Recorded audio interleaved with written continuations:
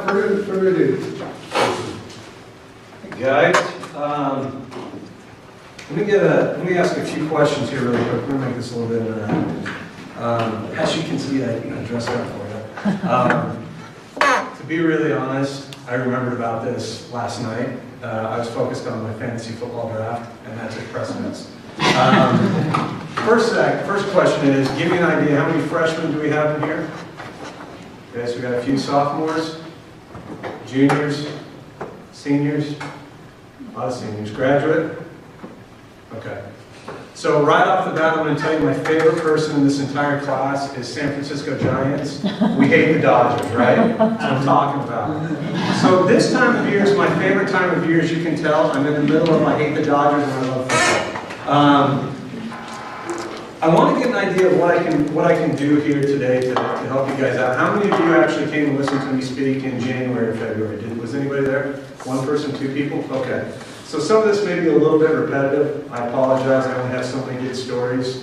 It just is what it is. I thought I'd tell you a little bit about myself. I'm going to try and keep my remarks to about, we'll say 30 minutes or so. And I want you guys to feel free to ask as many questions as you can. I have a dry erase marker in my hand because I think we're going to get a little bit into some shop talk here.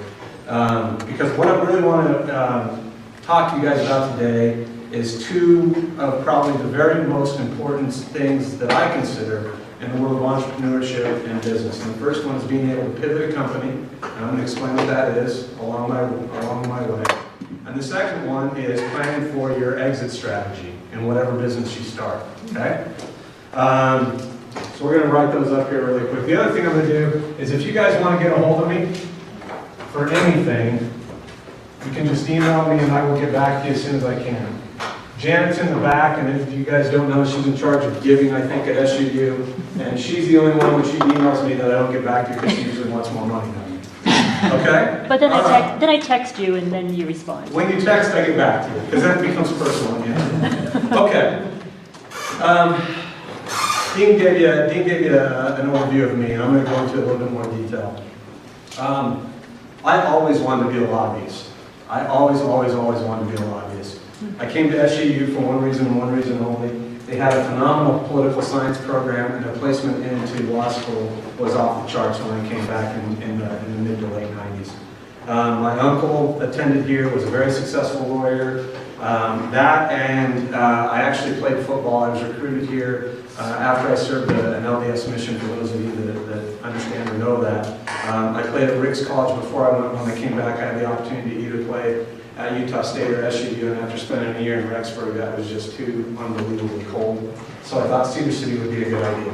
I had never been to Cedar City, ever. And I was from Washington, D.C. area, okay?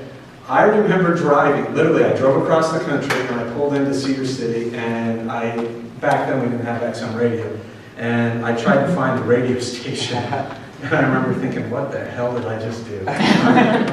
It was really that. I fell in love with SUU though, I really did, you guys. It was really cool, the class sizes were small, I got to spend a lot of time with my professors. I came in as a junior, so I was only here for 2 years, but I had a really cool experience. I took the LSAT and scored very well on it, and I actually was accepted to Georgetown Law School, which is where I wanted to go. I had the opportunity to do an internship my senior year, so it wasn't after I graduated. I was actually a senior at SUU, and I did an internship with Congressman Hanson in Washington, D.C. When we were back there, my wife became pregnant with her first child, and the thought of a law school loan absolutely freaked me out. So I thought, well, I'll defer enrollment just for a year and come back and work. So I came back to Cedar City, and I took a job at basically an advertising agency.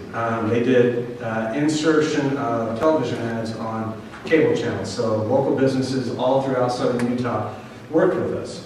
And I found a love for business that I never really thought I would have before. I loved everything about the sell, I loved everything about making a customer happy, and quite honestly, I loved commissions, because that was really cool. So we did that for quite a while. Then I realized the guy who was running the advertising agency had absolutely no idea what he was doing. And I thought I could do it a lot better, to be quite frank. I thought that I could turn a profit where he was just barely skimming by. I thought if we could do certain things, we could change it. Now, again, you guys have to realize I was 22 23 at this time. This guy was mid-40s, and the last thing he's going to do is listen to somebody like me. So I kept my eyes open, kept my ears open. I was looking for an opportunity to start my own business in the advertising world because I saw how much money was going from business to business. About a year after that, we attended a trade show in Las Vegas, and by we, it was myself and a guy that I hired to do all our production. His name's Matt Marriott. His parents taught here for quite some time, and he's still my business partner to this day. Matt and I went down to Las Vegas to a trade show called Convex. They don't really do that anymore. They do the, what's the big one that they do now with all the technology? I can't think of it. Anyway, they don't do Convex anymore, but that's where Microsoft, Apple, everybody showed all their new products. And we came in contact, and remember, this is like 99 at this point. We saw CD business cards. They were actually the size of literally a business card that you would hand out to somebody, but it was a CD-ROM. And our idea was really simple. If we could figure out a way to take full motion broadcast quality video, compress it, and then when somebody handed that out, they were basically handing out a commercial, an infomercial about themselves. And our idea was, we were going to use this for home builders exclusively. And the reasoning was simple. At that point, people were moving all over the country, especially into southern Utah.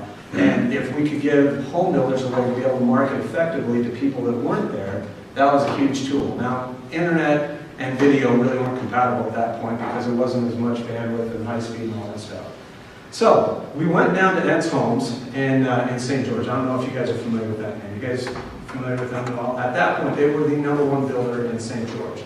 And we did a presentation for them. And then something really interesting happened. They loved what we showed them, which was absolutely terrible, but then they asked how much. And I looked at Matt, and Matt looked at me, and I went, $20,000? Literally, that's what I said. And they're like, okay, that sounds about right. And I'm like, what just happened? We just made $20,000 in an hour, which is pretty awesome for two kids that were 23 years old. And then that CD-ROM actually found its way down to Las Vegas. And we got in contact with another company. This company's name was Pulte Homes. Anybody heard of them? Pulte Homes at that time was the #1 home builder in the world. They would build approximately 50 to 60,000 homes a year, which is an incredible amount. They're a Fortune 500 company. When we were dealing with them, they're a Fortune, really close to Fortune 100 company. You can look them up. So they took one look at what we were doing, and for Ed's Homes, a small little development in St. George, they said, we need this for every community that we want to build a house in, across the United States. That's a huge undertaking. And right at that point, it was Matt, myself, and one other guy in the office. I handled all the sales and the marketing, and I shouldn't leave out that our other partner at the time was Kerry Smith, who owned Mountain West Office Supply and a couple other things in town. So Pulte Homes asked us if we could do that. And we took that project on. So every community we charged approximately $20,000 for. And we ran the company phenomenally well. We grew it super, super fast to staggering rates. Now, during the same time, we acquired another company. You guys may know this name because they're down in Mesquite. Del Webb Communities. Anybody heard of them? Yeah. They're a retirement community. 55 and older. And they were a huge builder as well. The cool thing is while these were our two number one, number two client, Pulte Homes actually ended up buying Del Webb at the same time. So our two clients became one overnight.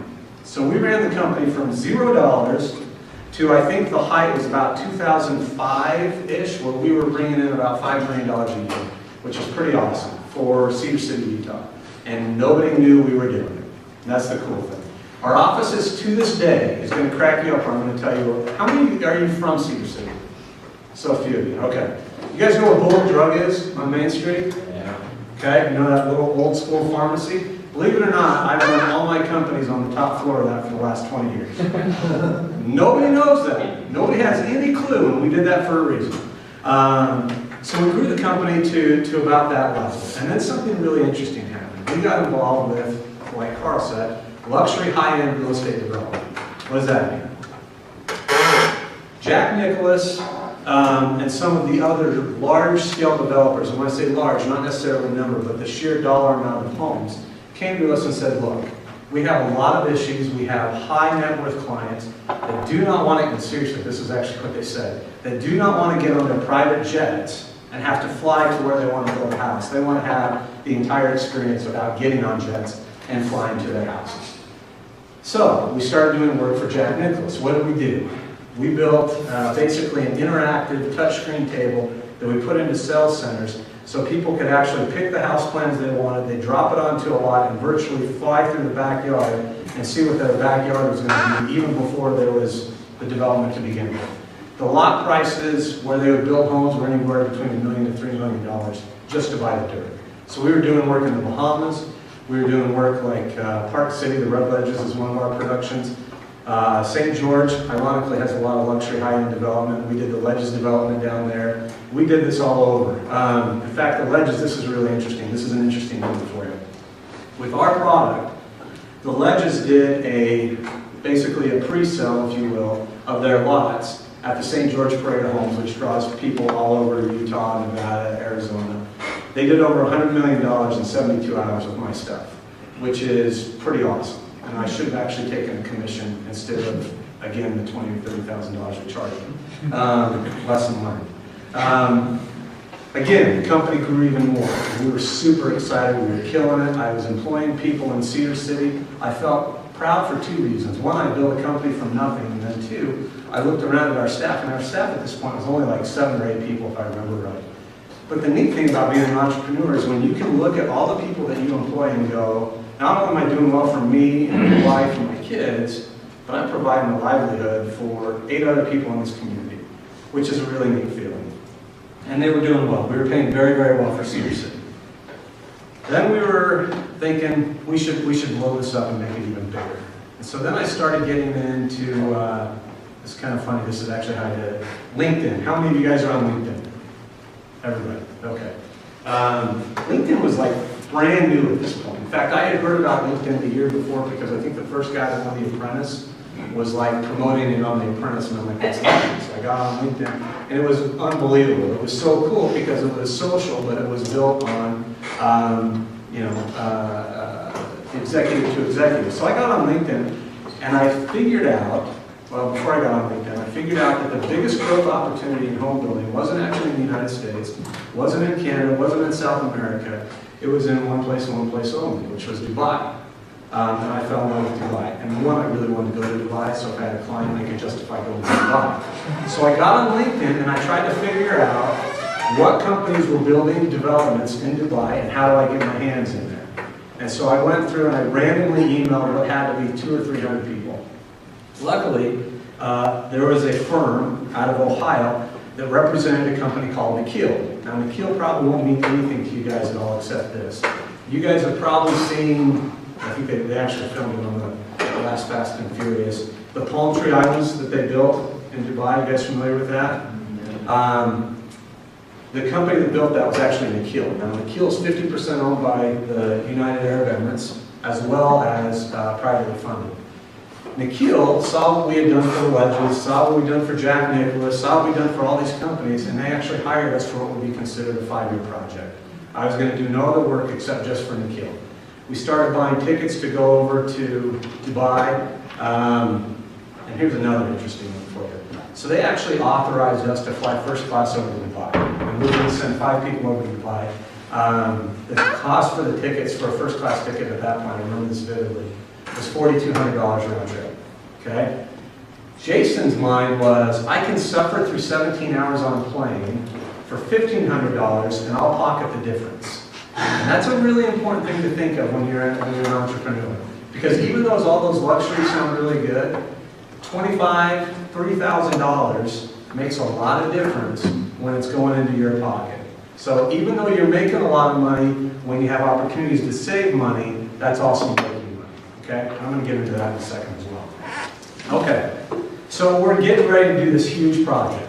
And we ramp up. I have 35 employees. I hired 20 as fast as I could. Designers, programmers, graphic artists, everybody. And this was going to be the whole deal.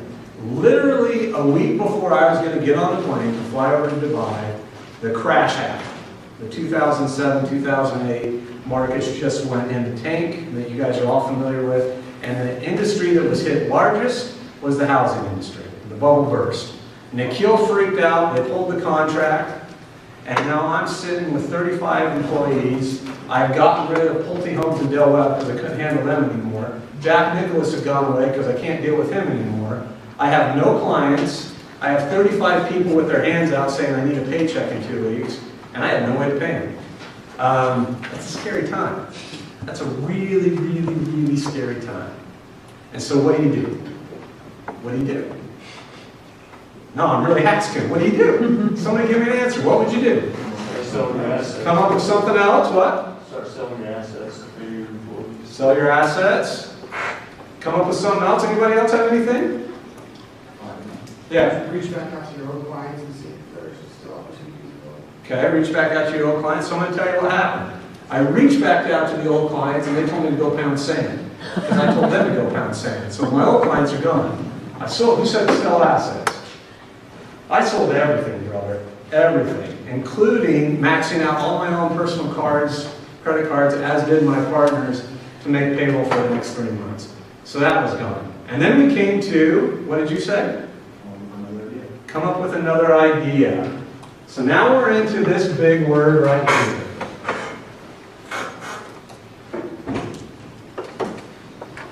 Pivot. Now, when you build a company, you can build a company, if you read business books, I'm sure you guys all do, and you're going to be taught this. You can build a company on 2 principles. The first one you can build it on is products.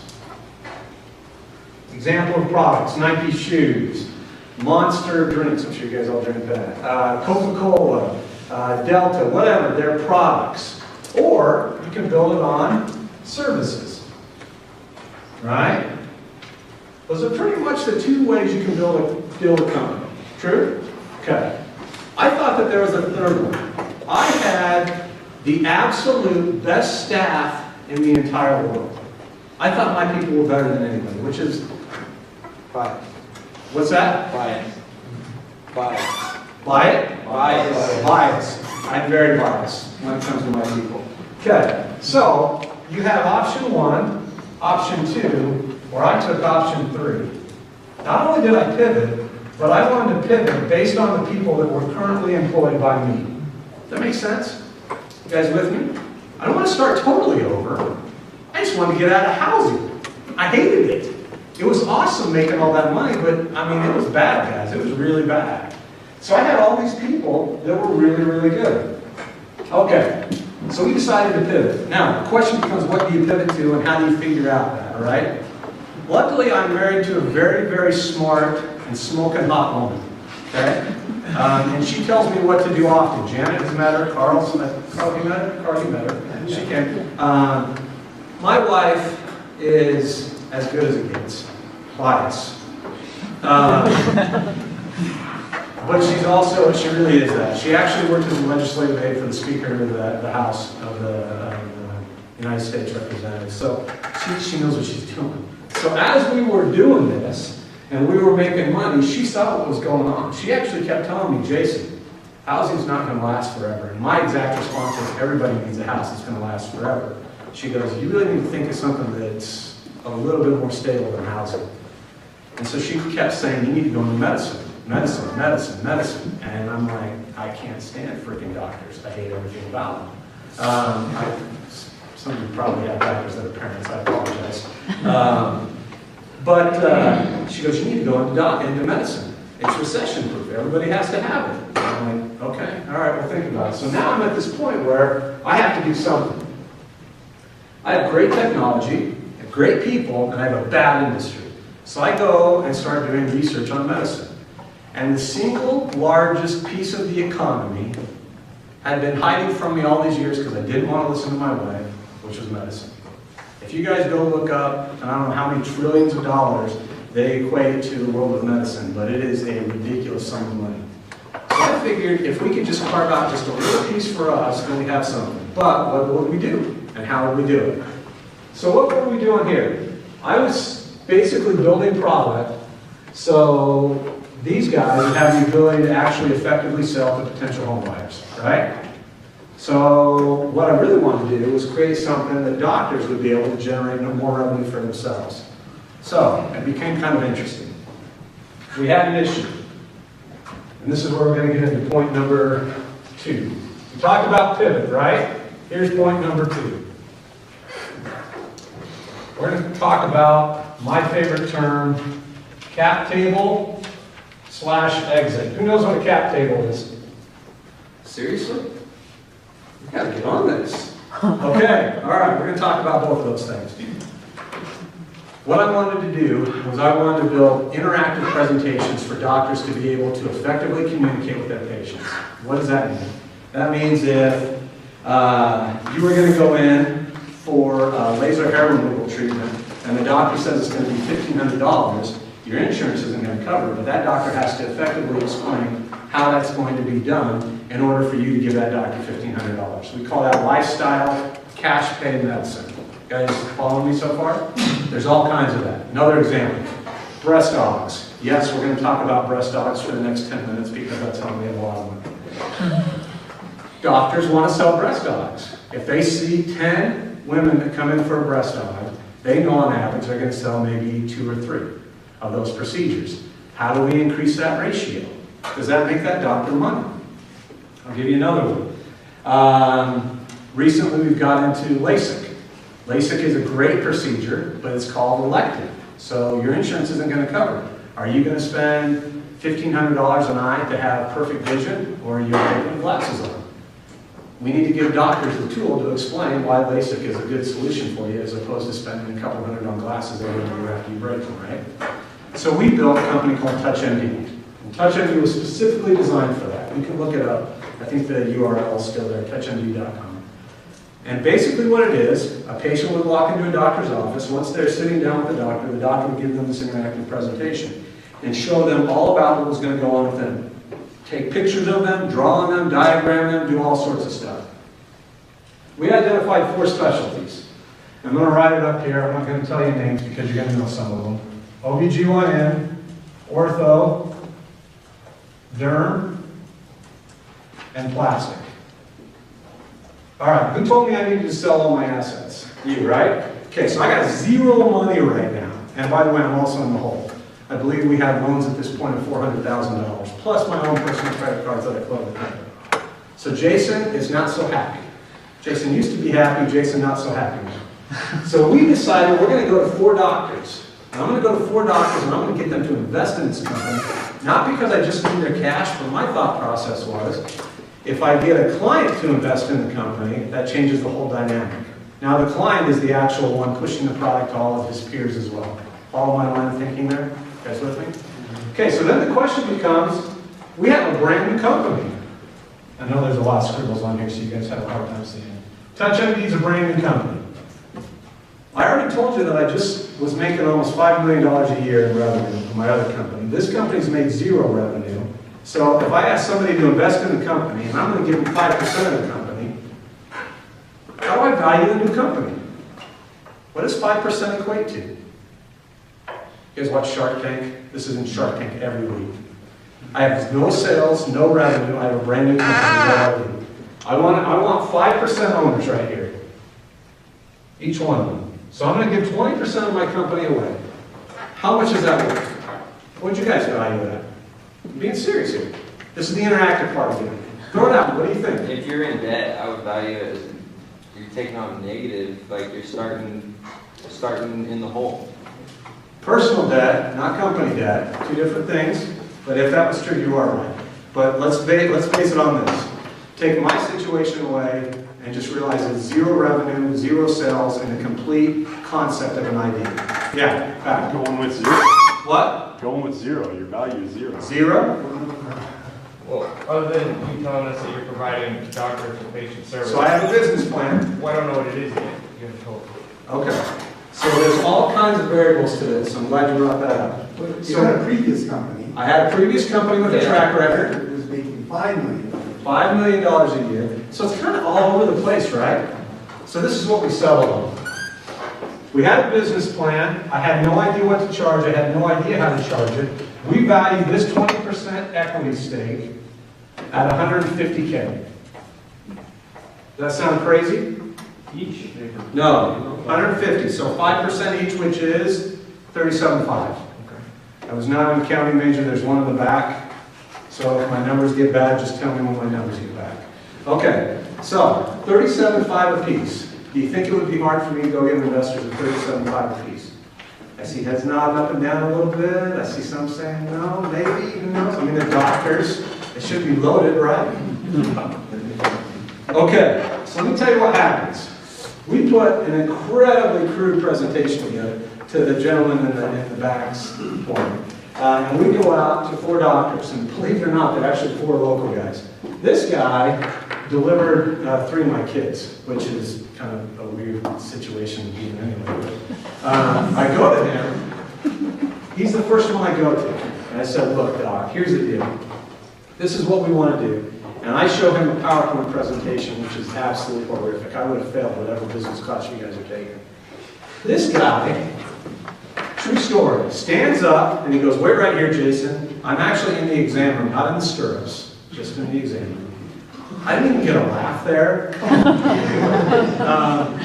I'm in the exam room with him. He leaves, he goes to his office, he comes back, he brings out a checkbook and he goes, and I quote, how much? I said, how much? And he goes, how much? I want to buy part of the company. And I went, for real? And he's like, yeah. And so we start talking and I said, okay, 37.5, I'll give you 5%. He said, okay. I had sold 20% of TouchMD in approximately 10 business days. Okay, so I had $150,000 seed money. It doesn't sound like a lot, but I had something, right? Not only that, I had what I would call KOLs. And in business, KOL is considered a key opinion leader. So not only did I have investors, I had guys that actually knew what they were doing. These were kind of one of the bigger guys in southern Utah, bigger guy in southern Utah, and these 2 guys were so-so. They were also southern Utah as well. So we have this product, and we're developing the product. And I've never actually gone to mass audience before. Remember, my clients used to be 1, 2, 3, 4, 5 a year. I was never dealing with the idea of, for instance, as it sits right now, there's roughly 80,000 OBGYNs, there's 50,000 orthos, and between derm and plastic, there's probably 30,000 in the United States. Those are huge numbers, right? And I did that for a reason, because all of a sudden now, I'm dealing with not 20 of the largest home builders in the United States, I'm dealing with 120 to 130,000 potential clients. Then we started thinking about things. Do I want to charge them one-off? Do I want to charge them $15,000, $20,000, $25,000? Or do I want to get into something that we call this? SaaS. Has anybody ever heard of SaaS? You guys use it all the time. You may not have heard of it, you probably know what it is. Anybody use Adobe in this classroom? You guys pay monthly for the use of the Adobe software? You guys are looking at the stone faces. Do you have any software that you use that you have to pay monthly or yearly? Subscriptions for it? Yeah. You buy it all outright? Does anybody have any software that they use? Yeah, what? I buy Xbox Live. Xbox Live, great example. I think we have 4 accounts in my house. $59.95, is that what it is a year? Do I remember that right? You impressed with that? Okay. It's just because I see you at the credit card statement every once in a while. Okay. A SaaS model is considered software as a service. You never own the software. You pay for basically like you're leasing a car. Why is that important? Because as you look at these numbers right here, 80, 50,000, 30,000, let's assume, what does that work out to? Account 130, 160? Do I have that right?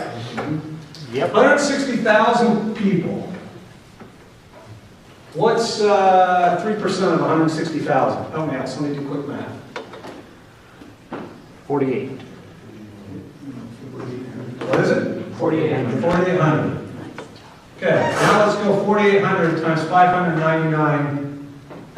4,800 times $600. What is it? Somebody has to have a calculator in here. 4,800 times 600. What is it? 300,000-ish? What? Just to get 300,000-ish? 300,000? Sorry. That's $599. You're using 600. Yeah, well, we'll just go 600, make easy math. 4,800 times 600. 2,880,000. What is it? 2,880,000. I was soft cover zero. 2 million, man, accounting guy, bro, not even close. All right. Here's what's crazy, ready for this? What if I told you I was charging $600 a month for my software when I was getting it? And I only needed 3% of the market, and I got the $2.8 million a month in revenue. Does that make you think? Makes me think. That's a hard thing to get to. We tried that, and it's really, really hard. To get what, So we have, what's that? To get to 3%? To get to 3%. 3% market penetration in anything is like unbelievable. So what do? We kind of move things around a little bit. So we went to kind of a hybrid of it. What we did is we charged $25,000 for the software, but then we charged a $2,000 fee on top of the $25,000 annual fee. Okay? So I got $25,000 up front, and then year after year I started building up my SaaS model. So I had both. I had software, period, and then I had software as a service. And I'm going to tell you why that's really important in 2 seconds. I'm running out of time. I didn't think I was going to be able to make up this much time, but hopefully this is kind of where I really want to go is this. Okay, so I have these guys that I've given 20% to for $150,000, right? 5% increments. Now, we've talked about business plan a little bit. My $150,000 that I gave away at 5% apiece, if I think that I can generate $2.8 million a month, that's a really stupid idea, right? Very stupid. You guys have no idea how stupid, because I'm going to tell you in 5 seconds, because it happened to me, and this is what you guys need to think of when you plan. When you build a company, you have to plan for exit strategy. And the way you plan for exit strategy is what they call a cap table. The cap table is just abbreviated for capitalization of a company. And the table is literally a table of contents. Chapters 1 through whatever. First guy in is the first guy out that puts money in. Okay? And then there's different preferences. And you're going to get into that, I'm assuming, at some point you talk about preferred stock and common stock. I'm not going to dilute that here, but dilute is the word I want to focus on. $150,000 went really fast, guys. Really fast. And while we were able to generate some sales out of the chute, we weren't growing fast enough. So I needed more cash. The one thing that any company needs is proper capitalization. If it's a good idea, and you have proper capitalization, you're going to be fine. So I had to go out to other resources and find more capitalization. Because we currently had sales and we were doing well, we brought in another partner at this point. And that partner, who is a really good guy, came in and basically valued the company at this point. I want to say his valuation was about $2 million. Okay? So these guys' valuations have already jumped up quite a bit. He went in and he came in and he put in $400K to the company. Which doesn't seem like a lot, but it really got us over the hump. But that $400K cost me, what did it cost me? 39% of the company. But this is where it gets important, and this is the lesson I want you guys to learn today. I was naive. I didn't understand business. Remember we talked about Jason wanted to be, a lobbyist. I just want somebody to pay me. I understand the concept of what I'm going to tell you right now. I thought it was incredibly unfair to equally dilute all the partners. I'm going to use that term again. Equally dilute. What does that mean? That means this. Even though these guys now have 5% stakes, and Jason, Matt, and Carrie had 80%, that if we were diluted by 39%, because that's what the valuation is, everybody should take equal dilution across the board. Follow me? The ratios have to work out. If I lose 39%, they need to lose 39%. Is that, you guys with me? Yeah. I see some hazy faces. This is really important. I thought that was unfair to these guys, because they took all the risk coming in first. And so these guys, when I told them, look, either the company's going under or we bring my guy in for $400K, we either take the dilution or we don't. They said, Jason, you promised me we wouldn't be diluted. And I went, this is true, and I'm going to live up to that. I should have never said those words. In a million years, I should have never said those words. Because what happened when all was said and done, we ended up having to be diluted across the board a few times. And as it stood, these guys, we actually did equal dilution at the very end. Sorry, this is a lot of scribbles. These guys ended up going from 5% down to 4%. when we sold the company. And this 80% here went down to 30%. So, what does that mean in real world terms? I sold my company a year ago for $22 million. I usually don't throw that number out, but we're here for a reason. That's a lot of money, okay? You guys realize how much money I lost? I'm going to show you that again. 80%. Between 80 and 30? Huh? Between 80 and 30? Between 80% and 30% of $22 million. You know what that means? That means Jason doesn't do anything for the rest of his life. But instead, I still do. It's not totally true, but it is true. So, this is super important. Why I bring this up is this. When you guys build companies, you need to plan on building it around either a product that is unbelievable, a service that is unbelievable, or in my opinion, a combination, and you surround yourself with the very best people that are out there. That's point number one. Point number two is if you do that, you will have the ability to pivot. You can move anywhere you want within the industry if you have the right people, products, and service around you. And number three, point number three, pay close attention to whatever you want to happen when you exit the company, which all comes back to your capitalization and your dilution. Okay? It's going to be super important. If you don't ever have to take a dime from anybody, that's ideally the way to go. That's probably not going to be the case because you're going to want to have somebody that's going to come in and help you to grow the company and not just put the money in. And there's a lot of other stories I can tell you about that. I will tell you this. The one thing that we did that was really smart with all of this is when I sold the company for 50% cash, 50% stock in the new entity that purchased mine. And I also built in, for the founders, I had a good friend that suggested it, I built in a 4% royalty. What does that mean? That means that anytime they sell my software for $25,000 or the $2,000 annual fee, for the next 7 years I get 4% of the sales. Okay? So that also helped to offset things. And that's a pretty cool thing when you just see a check show up in the mail and you didn't do anything for it. Awesome. All right. The last thing I would tell you as you go through this entire process is you need to ask. My problem was I didn't ask.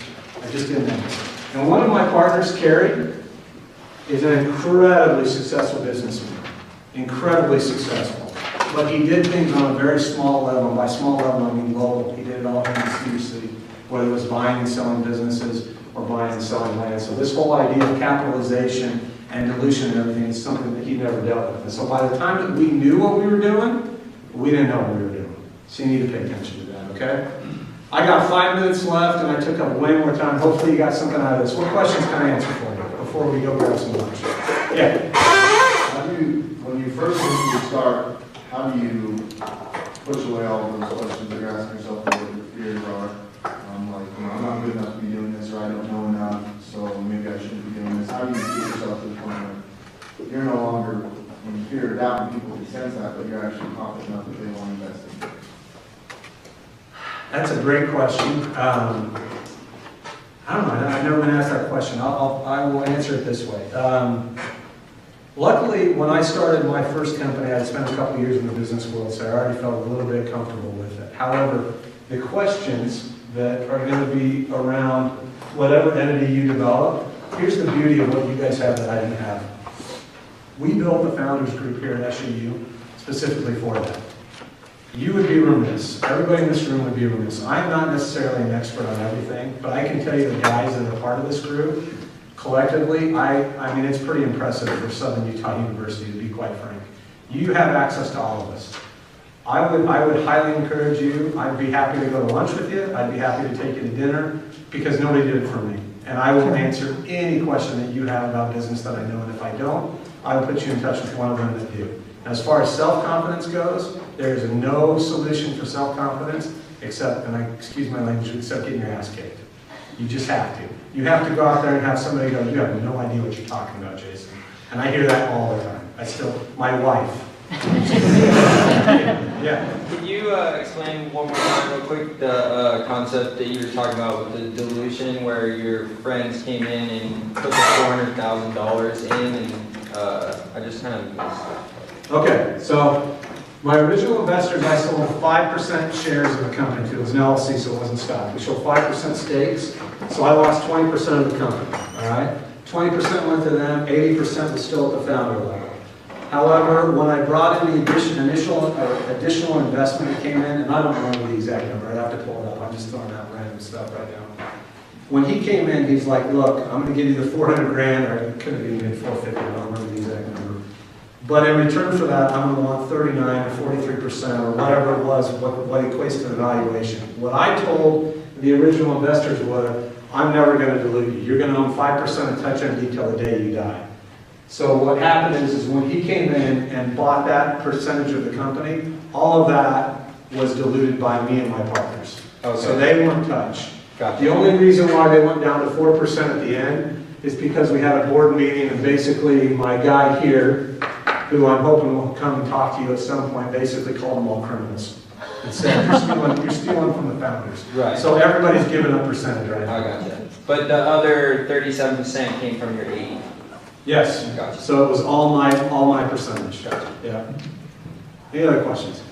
Yeah. What would you have done different? Well, this. What would I have done different?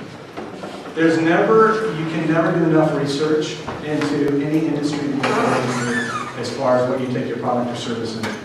For instance, when we went to our first trade show to try and sell TouchMD for the first time on the trade show floor, I'd never done that before.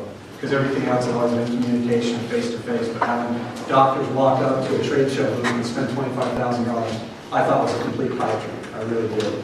And then I had a doctor that walked up and I said, it's $30,000 and gave me an American Express card. And I went, I have no idea how to run an American Express card. Because all my other businesses have been wire transfer and everything else. So you can never do enough research leading into anything that you do. And more precisely, not just research on your own company, but you need to understand how the entity that you're selling into works, functions, and what their needs are.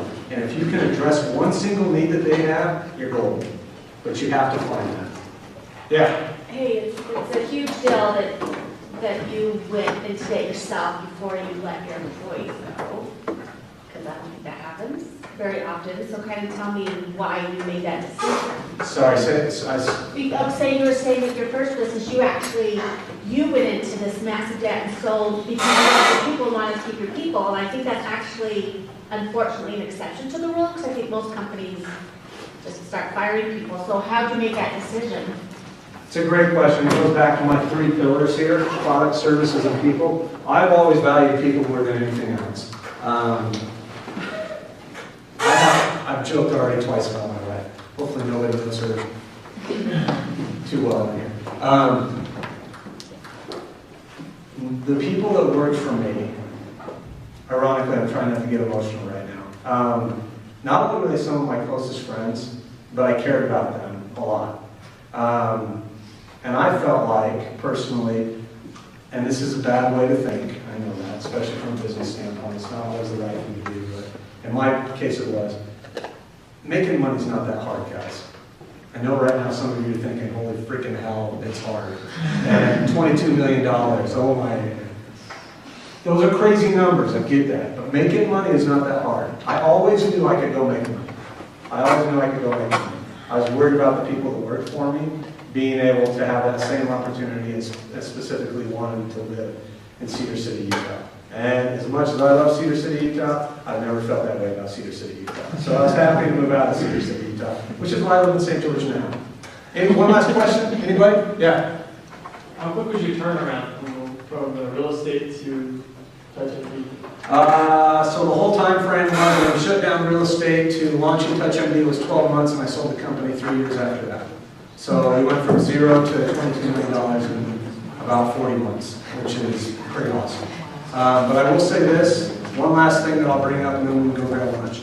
Because I always get asked this all the time. So what's it like, Jason, to work like, 40 or 50 hours a week to do this? You're all out of your minds. I accumulated, I want to say I flew over 1.5 million on Delta Airline miles, butt in seat miles, in a period of about 2.5 years. I was gone from my family 3 weeks out of every month. I would put the kids to bed on Sunday night, and I would take a red eye out of Vegas, and I'd be gone until Thursday.